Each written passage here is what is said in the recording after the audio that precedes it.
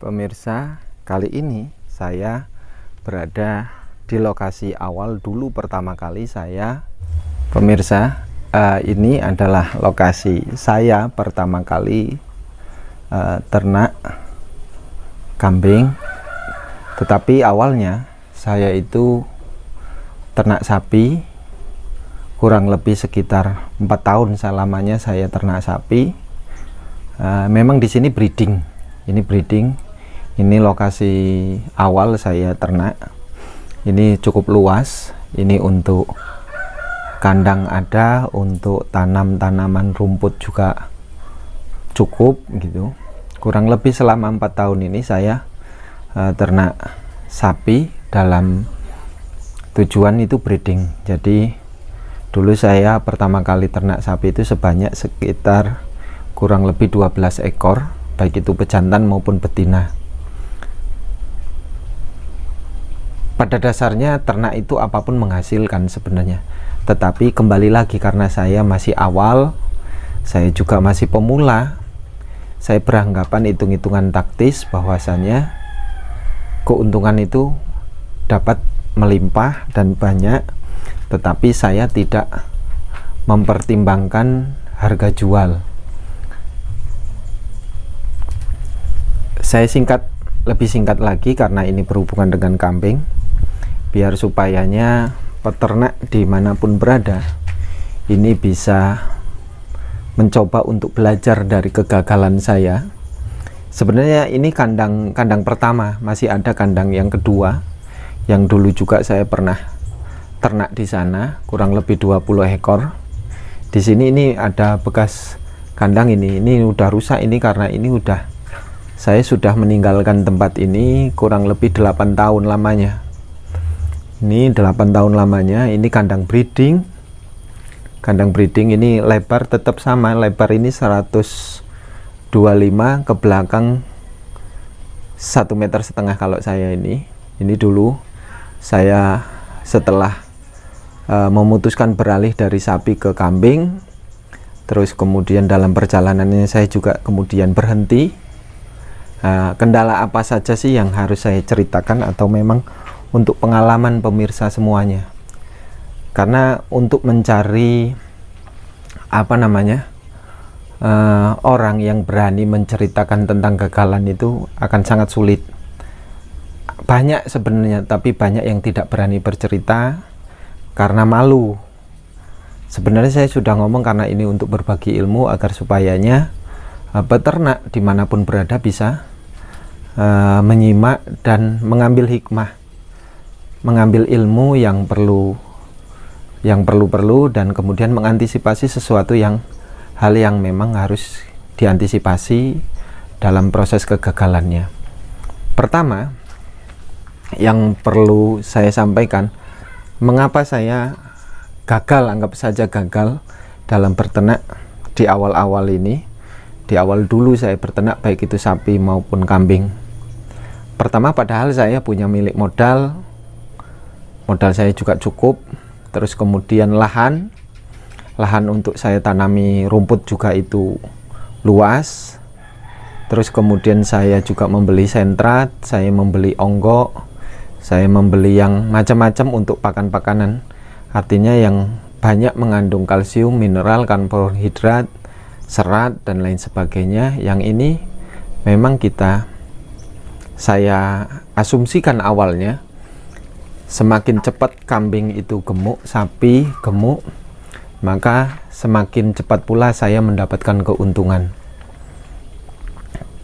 Tapi perlu difahami pemirsa, keuntungan yang saya pikirkan itu berbeda dengan harga di pasaran.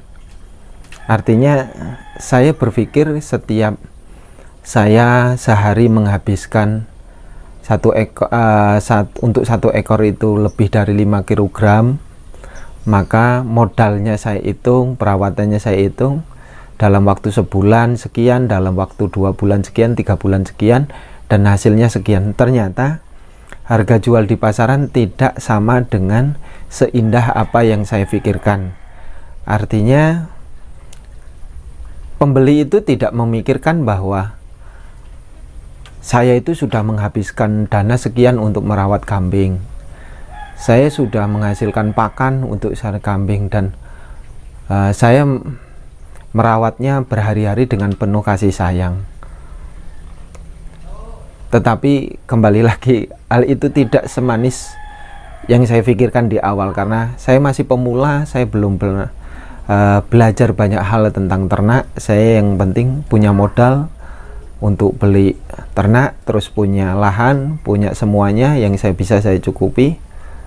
Tetapi paling yang perlu harus dicatat oleh peternak dimanapun berada, baik itu kambing maupun sapi, pertama, jangan terburu-buru mengambil keputusan saya mau ternak dengan banyak, terus kemudian dengan ambisi, terus dengan segala macam cara lah. Artinya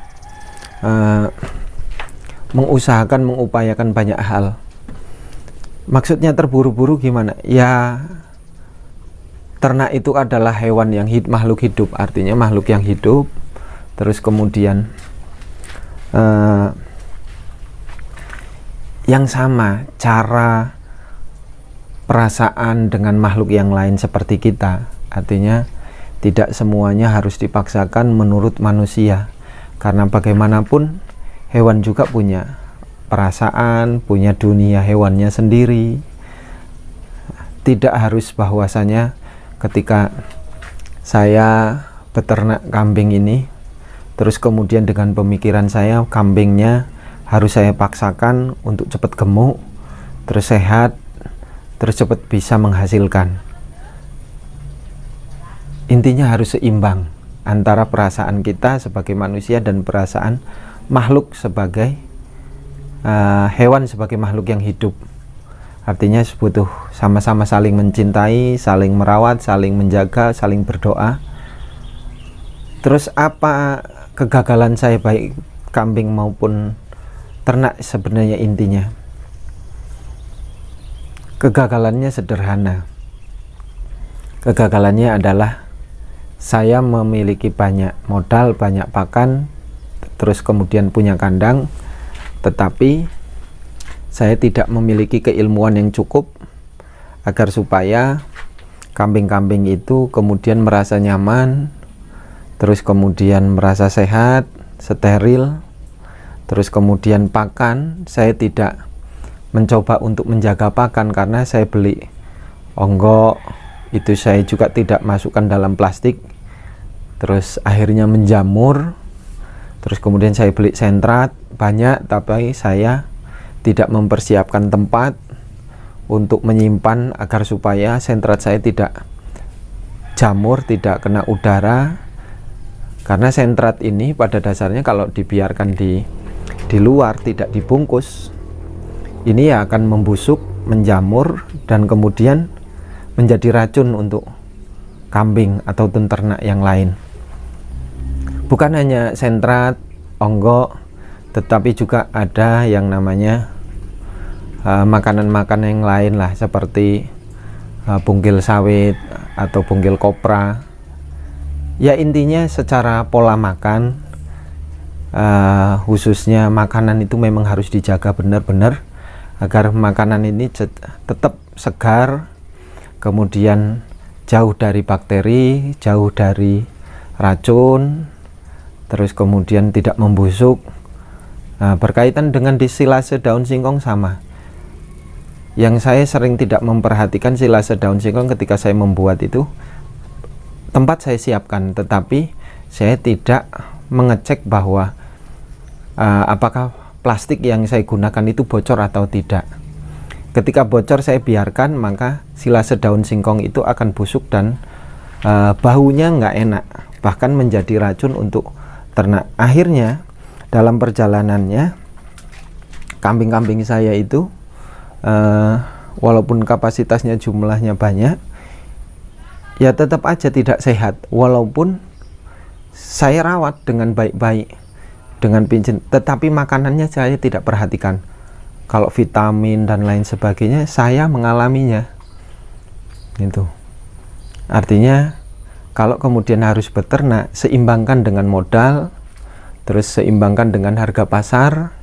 Bagaimanapun saya yakin pemirsa dimanapun berada menginginkan hal sama ketika beternak, yaitu mendapatkan cepat hasil yang melimpah.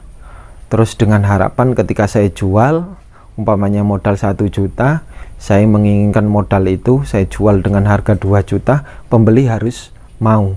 Tapi ternyata tidak. Artinya antara keinginan peternak dan pembeli itu berbeda.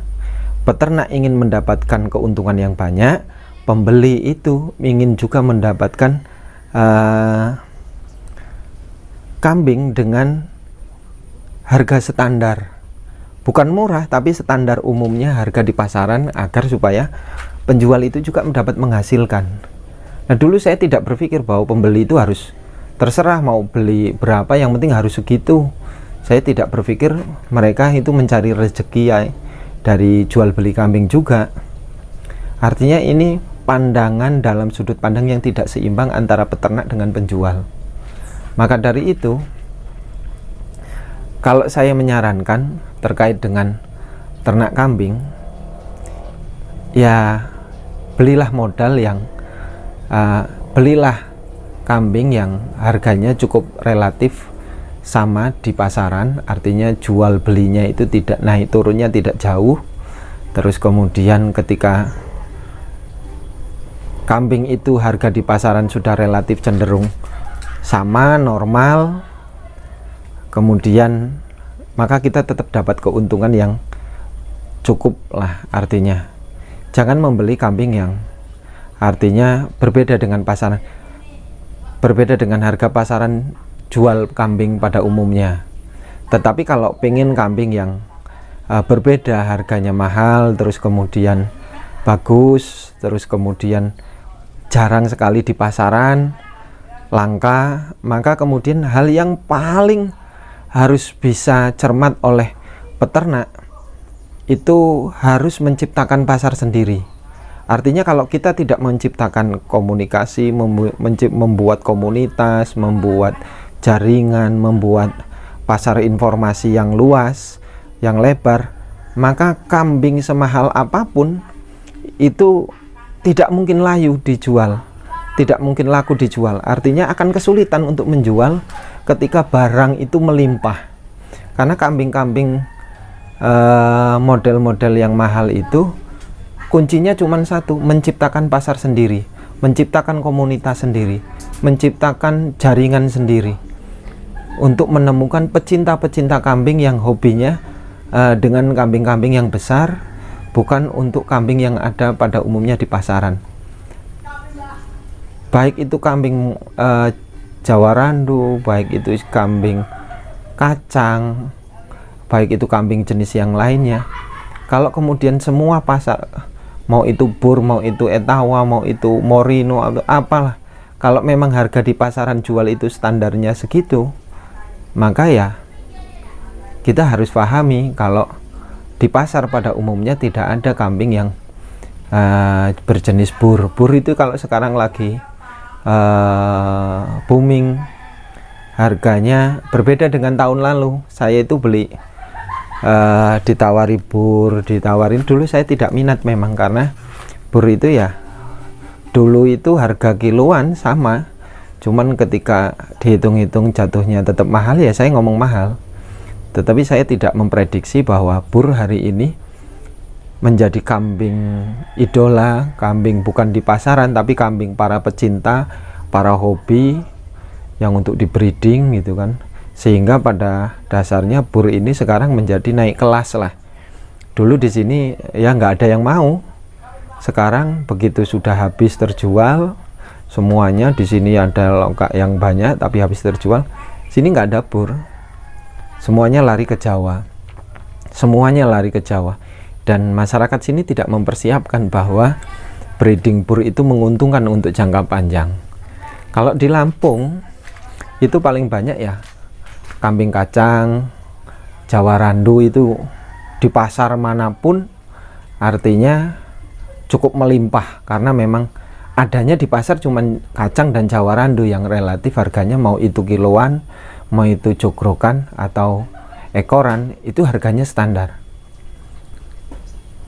Terus kemudian untuk pengebok pemula, pengebok itu pengen digemukkan lah.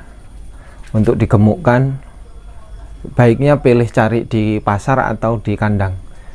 Kalau saya, menurut saya dan pemahaman saya, pengalaman saya selama ini, lebih baik carinya pesennya di kandang.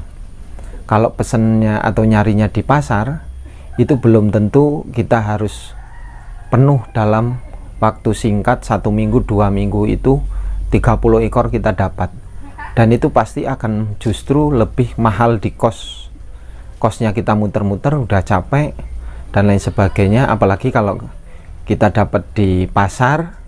Untuk pemula, resikonya kalau tidak siap dengan perubahan fisik kambing itu ya jadi bermasalah, karena kambing yang biasa dibawa ke pasar sana sini itu pasti capek, fisiknya menurun, makannya juga artinya tidak begitu semangat. Tapi kalau di peternak, artinya di penjual yang sudah di kandang, itu kambingnya relatif sudah sehat, terus kemudian sudah siap untuk silase daun singkong, untuk fermentasi apapun. Kambing yang disiapkan oleh penjual yang ada di kandang itu udah sehat fisiknya, udah mau makan silase daun singkong, sudah mau fermentasi, udah mau macam-macam lah, udah doyan semua. Karena tidak semua kambing yang dari pasar itu awalnya itu dari pengebok, rata-rata ya dari peternak lokal, yaitu untuk sampingan, untuk dijual pas kebutuhan. Jadi bukan peternak yang serius untuk budidaya, breeding atau penggemukan, itu bukan.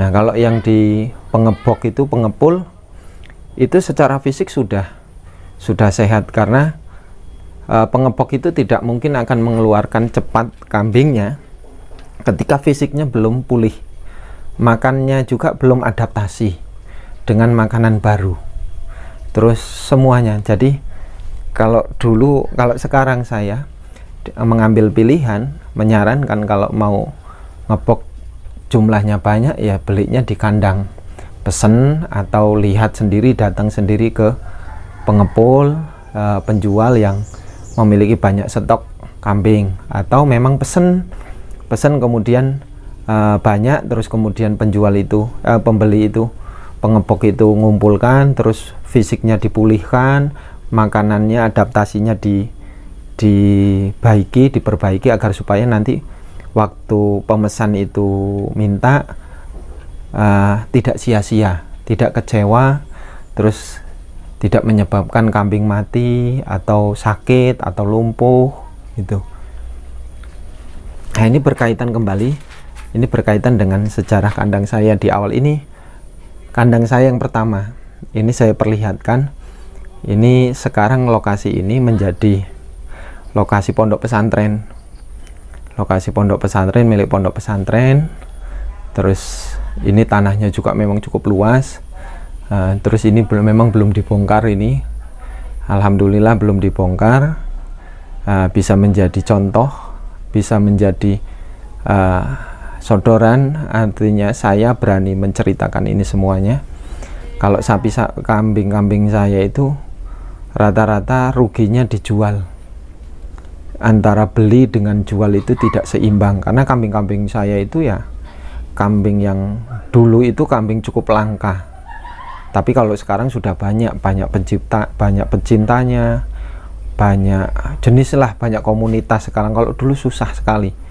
Nah, artinya saya sangat pesan sekali kepada pemirsa peternak pemula, jangan menggunakan nafsu, jangan menggunakan ego, ambisi, karena ternak itu tidak bisa, karena makhluk, sama-sama makhluk menurut saya.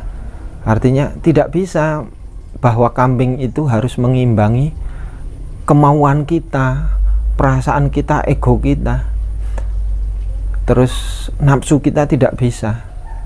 Artinya cukup sederhana saja, kita saling memahami antara saya dan hewan saya, ini akan menjadi berhasil. Karena bagaimanapun setiap orang itu pasti mencari nyaman lah, saya bersilaturahmi tempat Anda, kalau Anda terus kemudian menyuguhkan makanan itu dengan paksaan, mana mungkin saya mau memberi minuman dengan, walaupun enak, kalau dipaksa terus menerus saya juga nggak mau, karena itu akan menjadi racun. Makanan yang berlebihan juga bisa tidak baik. Artinya tata pola makan yang baik untuk hewan Anda. Makan itu ya pagi, siang, sore, dan malam. Teratur dan baik. Jangan kurang, jangan berlebihan. Lengkapi asupan gizi, vitamin, mineral, kalsium, seratnya.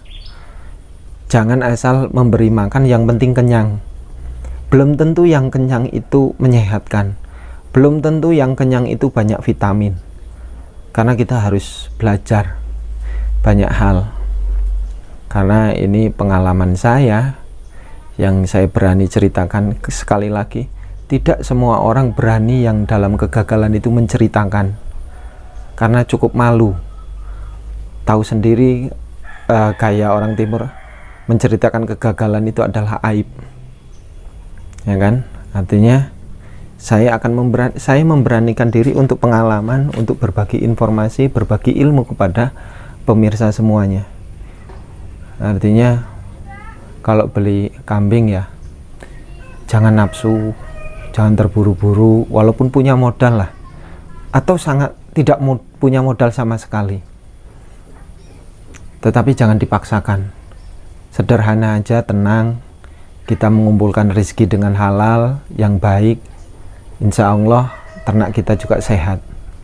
Berkaitan dengan makanan, silase atau lain sebagainya, lihat tempatnya, jangan sampai tempat itu menjadi sarang lalat, sarang bakteri, karena kita tidak merawat tempat makanan itu sendiri. Bukan hanya kambingnya, tapi semuanya, kandang, makanan, kambingnya, tempat makanannya, semuanya harus kita benar-benar perhatikan dengan baik.